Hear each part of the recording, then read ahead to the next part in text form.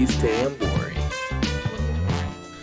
Welcome back, everybody. We're going to be breaking down the World Cup for you, starting with each group, every team involved, the teams that we project to advance, going by two groups at a time. Today we'll be focused on Netherlands, Senegal, Qatar, and Ecuador in Group A. And in Group B, we'll be looking at England, USA, Wales, and Iran to see who we think will be going through to the round of 16. Want to know what to look for at the World Cup? Stay tuned.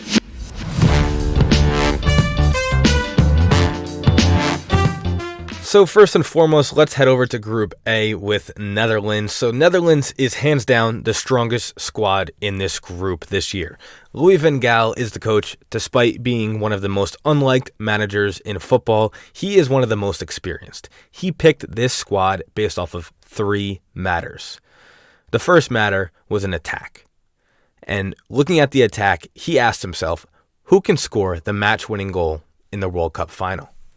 His second matter was in the midfield, and he asked himself, who can assist the game-winning goal in the World Cup final? And his last matter was at defense. He asked himself, who can stop an attack to prevent a match-tying goal in the World Cup final? And looking at the squad that Netherlands have, they're not messing around. They missed the 2014 World Cup. They are ready to take blood, especially in this group. When we look at the squad that Van Gaal picked up, so in defense they have Virgil van Dijk from Liverpool, Matthijs de Ligt from Bayern Munich, Nathan Ake from Manchester City, Jeremy Frimpong from Bayern Leverkusen, and Daley Blind from Ajax. As we can obviously tell from the start, from the get-go, Van Gaal picked the strongest players in this position in the world. Just look at those first three. More so than those first two. Those guys are playing at the peak level. They're at the top of their game, and they play at the biggest clubs in the world right now. And now they're playing in the World Cup for one single team. Heading over to midfield, they have Steven Berghuis, Frenkie de Jong, Davy Klaassen, and Martin de Roos. Once again, midfield strong, not as strong as their defense, but their midfield is strong. Frenkie de Jong, playing at Barcelona, he's a force to be reckoned with. And we've seen that in what he's been able to establish on the pitch, what he's been able to establish in the public when he is faced with questions regarding his future, whether at Barcelona, at a different club, elsewhere. This midfield has the potential to be something special.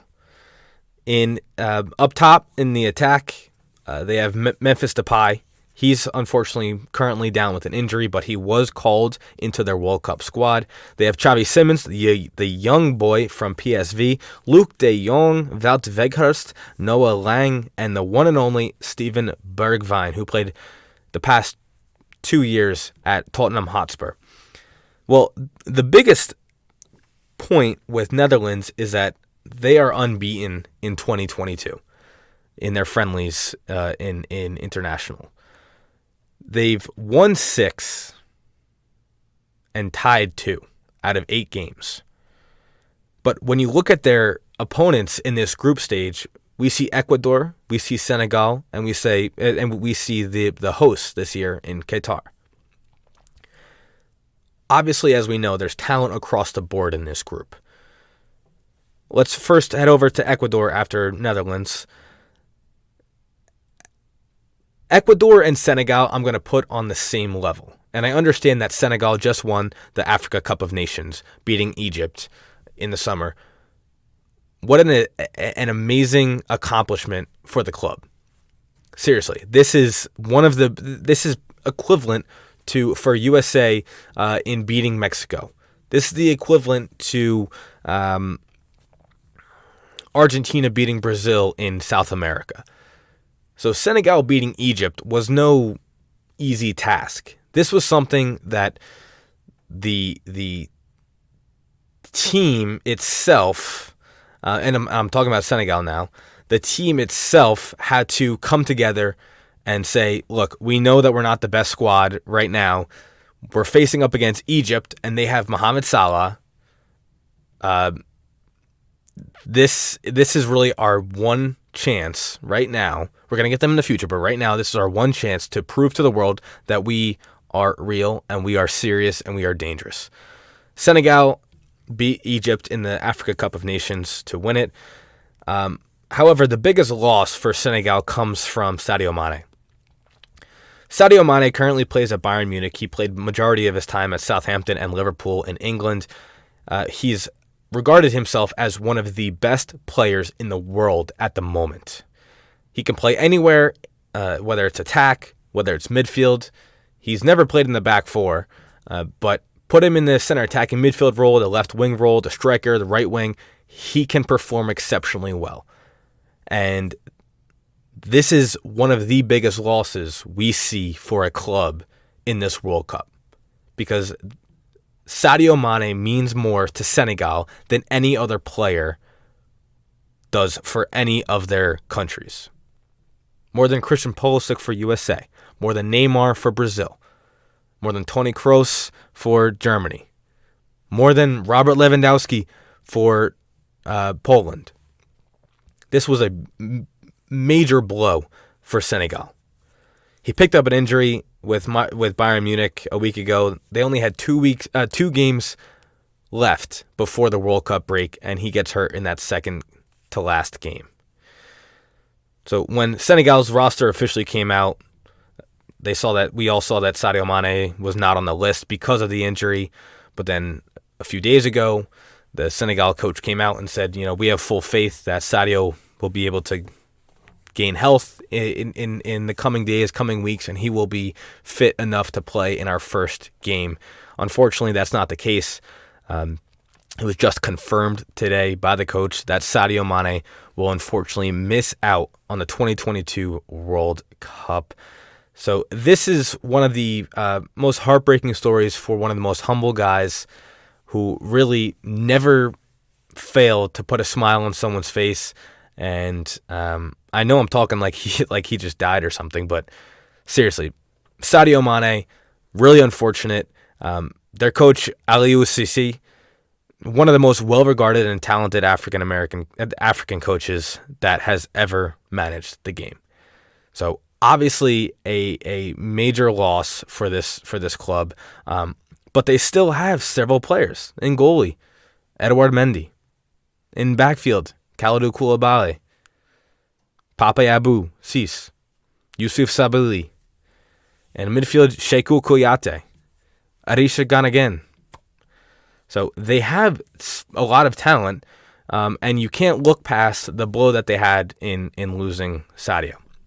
With Ecuador, they must play to win every single game. We've seen several times before, teams have 1 or 2 games left in the group stage to make it through, and they really only need 1 or 2 points, or maybe 1 or 2 or 3 points to see themselves through. And they have 2 games left, and they say to themselves, you know what? We have 2 games left. Let's play this second. We'll play this current game, the second to last game. We'll play this safely. Let's just get a tie. All right. Don't allow a goal in. But they can't do that. Ecuador is in a very, very tough competition right now. They've been in this position before, but their squad has changed drastically since 2014, 2018. This is a different Ecuadorian squad. The biggest problem for them is that they have talent, but right now we do not see their World Cup composure, and we do not see their capitalizing on opportunities. They miss opportunities almost on the regular. When you see the other teams in South America and Central America, and the Brazils, the Uruguays, the Argentinians, they don't miss their opportunities. When a ball comes to their feet, they're putting it in the back of the net, or they're giving the ball to someone else who can do that. The only plus side that I see currently from this squad is that they've only lost 1 game out of 10 in 2022. They tied to Argentina, they tied to Mexico, and they tied to Brazil. All 3 of those games are things to be proud of. because those teams are the teams that beat the biggest teams in the world. So Ecuador needs to come into this World Cup with a chip on their shoulder. They need to know that, look, we've done this before. We've came here before. This is our chance to shine. This is our chance to show the entire world that we are not here to mess around. We're not here to lose all 4 games. We're going in this like it's our last day on earth. And I think that's what Ecuador is going to be able to do. Next, I want to head over to Group B, where we have England, USA, Iran, and Wales. So I really mostly, I'm sorry, in Group A, I didn't want to cover Qatar. As we know, Qatar technically qualified for the World Cup because they were host. They were the host nation. So Qatar, I think, is going to not even make the round of 16. So I just figured there's no reason in even talking about them. Group B, let's start off with England. So England, managed by Gareth Southgate, in defense, this entire team is just stacked. And they've always been stacked. That is one of the biggest problems with England squads for the World Cups, for Euros, for international friendlies, for the UEFA Nations League. If we look in their backfield, they have Trent Alexander-Arnold, John Stones, Harry Maguire, Kieran Trippier, Ben White, Connor Cody, Eric Dyer, and Luke Shaw. All 6 of those names are standout players for their squads. Trent, he plays at Liverpool. John Stones, Manchester City. Harry Maguire, Manchester United. Kieran Trippier, Newcastle, who currently sits 4th in the Premier League right now. Ben White, Arsenal. Eric Dyer, Tottenham Hotspur. Luke Shaw, Man U. In the midfield, they have James Maddison, Declan Rice, Conor Gallagher, Jordan Henderson, Mason Mount, Calvin Phillips, and Jude Bellingham. Jude Bellingham makes his first World Cup appearance. He is he's either the second or third most valuable player under the age of 20 in the entire world. He's 19 years old right now. He's in absolutely exceptional form. He plays for Borussia Dortmund in Germany. This will be the biggest test for him to see how far he's come, how skilled he is against the best defenders in the world. He plays in Germany. Germany is known for being extremely physical. You know, their defense is key. So he's done well with Borussia Dortmund. Can he do the same in the World Cup against some of the best defenders in the world? That is going to be interesting to see. But up top, England has Bukayo Saka, Raheem Sterling, Callum Wilson, Phil Foden, Jack Grealish, Harry Kane, and Marcus Rashford. I mean, looking at just their attack in general,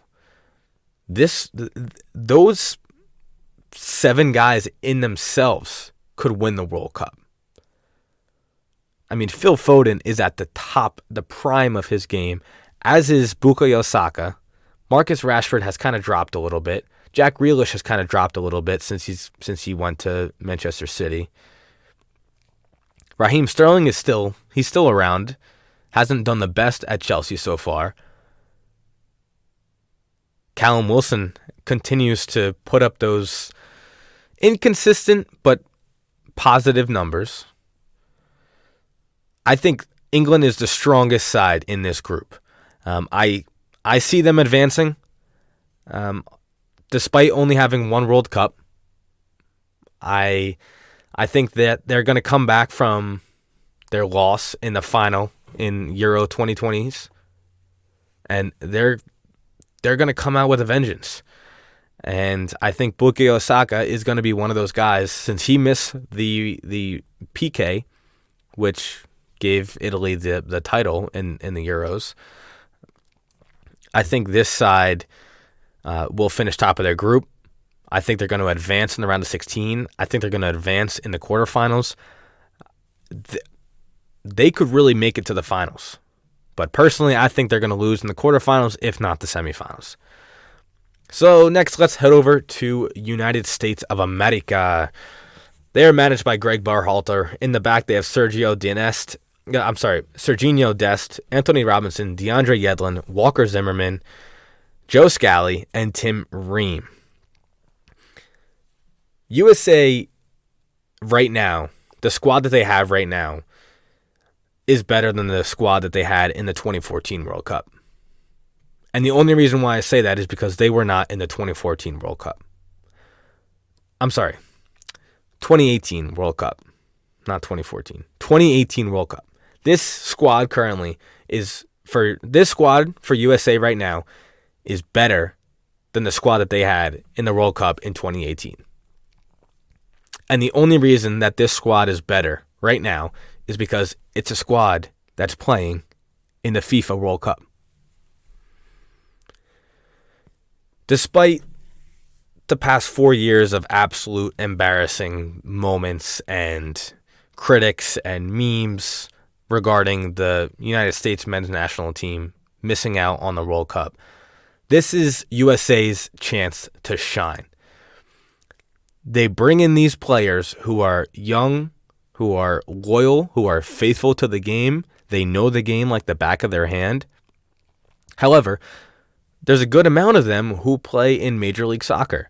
And I'm a big supporter of Major League Soccer. I think it's only going to continue to grow from here on out. However, Walker Zimmerman, he needs to realize, he plays for Nashville, he needs to realize that, hey, I'm no longer going to be going up against the 19-year-old on Austin FC who's only had 5 professional starts in his career. I'm going up against the Robert Lewandowskis. I'm going up against the Harry Kanes, the Raheem Sterlings. You have to keep your composure if you're him. That's what you would think. I think for USA, their biggest struggle will be their defense. The only player on this entire squad with World Cup experience is DeAndre Yedlin, who plays both right back and left back. And it's up to Gareth Southgate if he wants to even start him in the games coming in less than 5 days from now. So there's a lot of questions to be asked in the USA's defense right now. But I think their midfield and their attack options are absolutely extraordinary. I'm a big fan of Brendan Aronson. I'm a big fan of Tyler Adams, Weston McKennie, Yunus Musa. Kellyn Acosta, he kind of had his time. I would have hoped that this was going to be kind of like, Kellyn, you've done so much for us so far, but unfortunately we don't see you in our future successes for USA. But it doesn't look like that's going to be the case. Up top, they have Christian Pulisic, Josh Sargent, Jordan Morris, Tim Weah, Christian Roldan, Jesus Ferreira, and Gio Reyna. So, after saying those names, you can already tell that the strongest areas for USA is their midfield and their attack. The biggest problem for USA's attack right now is that Christian Pulisic did not get a lot of minutes at Chelsea recently, and Gio Reyna has failed to stay healthy at Borussia Dortmund. Weston McKennie has done fine since coming back from his injury at Juventus, the Italian side. He's played well. He's played maybe even more than well. Playing with some of the biggest names at the biggest clubs, the biggest stadiums, he's been able to hold his own. He is the reason why I have faith in the USA midfield. Because Christian Pulisic can kind of drift into that left midfield area, maybe even that CAM role.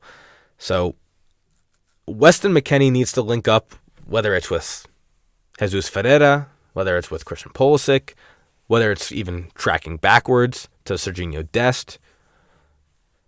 USA has the chance to be something great. USA has a chance to put all of their haters behind them and the critics behind them. This is their chance to go out on the world stage and show everybody what they have had in the past, but unfortunately we're not able to prove it to everyone. You're playing up against teams who some of them have never even seen the World Cup stage before. And you're playing up against others who have. and who have had tremendous success in the past, and who have players on their squads who are undoubtedly the best players in the world, let alone in this group stage, let alone in this World Cup, in the world. So for USA, this is going to be their biggest test. Not what's happening on the field, but what's happening off the field, and improving haters wrong, improving the critics wrong. That USA is a side to be reckoned with, and USA can do what everyone said that they couldn't do after the 2018 dismissal of themselves. Well, everybody, just like that, Group A and B preview is over for the 2022 FIFA World Cup in Qatar. I hope you enjoyed my little recaps there. I'm just going to quickly go over who I think is going to advance and who I think is going to be kicked out of the tournament. So in Group A, I have Netherlands sitting at first. I have Senegal in second, Ecuador in third, and Qatar in fourth. For Group B, I have England finishing in first. I have USA in second, Wales in third, and Iran in fourth. If you noticed, I did not cover Wales, Iran, or Qatar. I can, if you really want me to, I can cover those teams. But I think the only, of those three teams, the only team that I would rather cover would be Wales, just because of the talent that they have in Aaron Ramsey and Gareth Bale. But other than that, there's really no standouts. Maybe Daniel James playing at Fulham right now.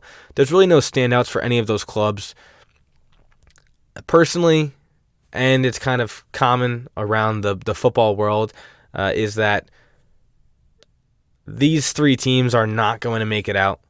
So that's the reason why I didn't cover them. In case you guys were wondering, curious, upset, mad, frustrated, happy, excited.